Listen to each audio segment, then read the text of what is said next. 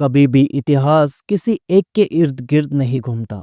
उस समय जितने भी किरदार होते हैं, हर एक अपना अलग अलग इतिहास बयां कर रहा होता है। जैसे कि मुगल काल के छत्रपति शिवाजी महाराज, संभाजी महाराज, औरंगजेब और उसकी बेटी जीनत उन्नीसा।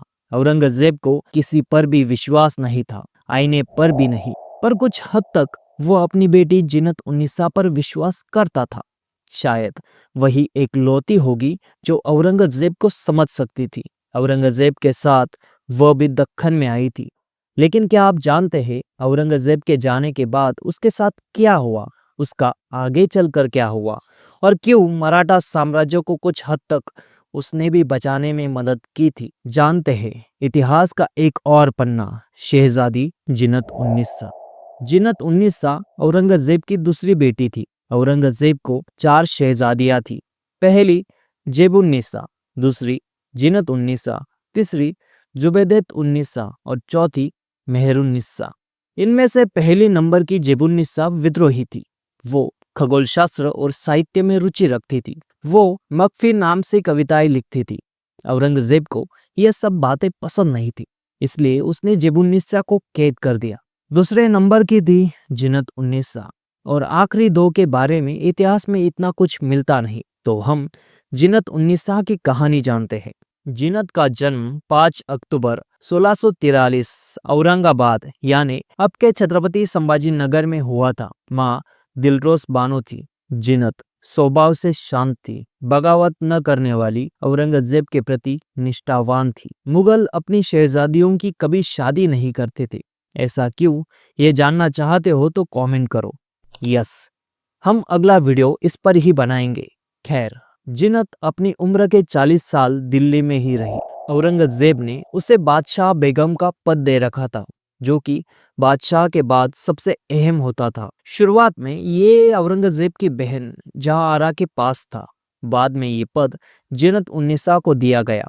वो औरंगजेब की मृत्यु 1707 तक इस पद पर बनी रही। औरंगजेब के साथ वो अपना सब कुछ पीछे छोड़ महाराष्ट्र यानी दक्खन में आई थी। औरंगजेब ने 1681 से 1707 तक यानी लगभग 27 साल महाराष्ट्र में बिताए। उसके साथ जीनत भी 27 साल महाराष्ट्र में रही।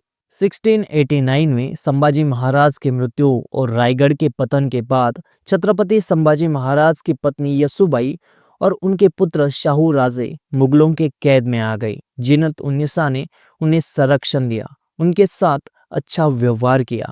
शाहू महाराज का पालन पोषण अपनी संतान की तरह किया। औरंगजेब संभाजी महाराज की तरह ही उनके पुत्र शाहू राजे को भी यातनाएं देकर धर्मांतर करने का सोच रहा था, किंतु जीनत ने किसी तरह उसका मन बदला और उसे शाहू राजे से दूर रखा। दक्खन जीतने आए बादशाह औरंगजेब मिट्टी का एक कण भी जीत ना सका और इसी दक्खन की धरती में 20 फरवरी 1707 को दफन हो गया।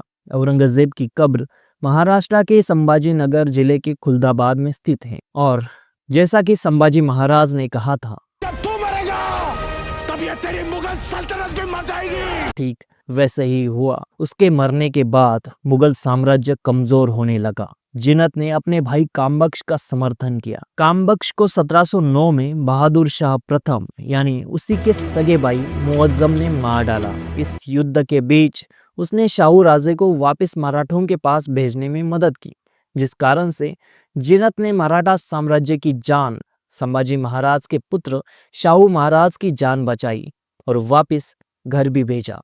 इस बीच शाहू राजे भी जीनत को अपनी मां के समान मानने लगे थे। भाइयों के बीच यूं खून का खेल उससे देखा नहीं गया। वो वापस दिल्ली लौट आई। अपने आंखों के सामने मुगल साम्राज्य को यूं बर्बाद होता देख उसे बहुत बुरा लगा, पर वो कुछ कर न सकी।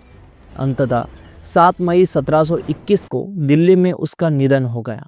उनकी कब्र दिल्ली की जीनत उल मस्जिद के परिसर में स्थित है। ये वही मस्जिद है जिसे जीनत ने बनवाया था। उनकी मृत्यु की खबर सुनकर शाहू राजे, जो कि संभाजी महाराज के पुत्र थे, उन्होंने सातारा में बेगम मस्जिद बनवाई, जो जीनत को सम्मान देने के लिए थी। यूं मान के चलो कि कीचड़ में एक फूल खिला था जिसकी किसी को कद्र ना थी। धन्यवाद। अगर आपको ये वीडियो पसंद आया तो वीडियो को लाइक कीजिए और ऐसे ही वीडियो देखना चाहते हो तो प्लीज़ चैनल को सब्सक्राइब कीजिए। और हाँ, मुगल अपने बेटियों की शादी क्यों नहीं करते थे, इसके बारे में जानना है तो कमेंट करो। यस, मिलते हैं अगले वीडियो में।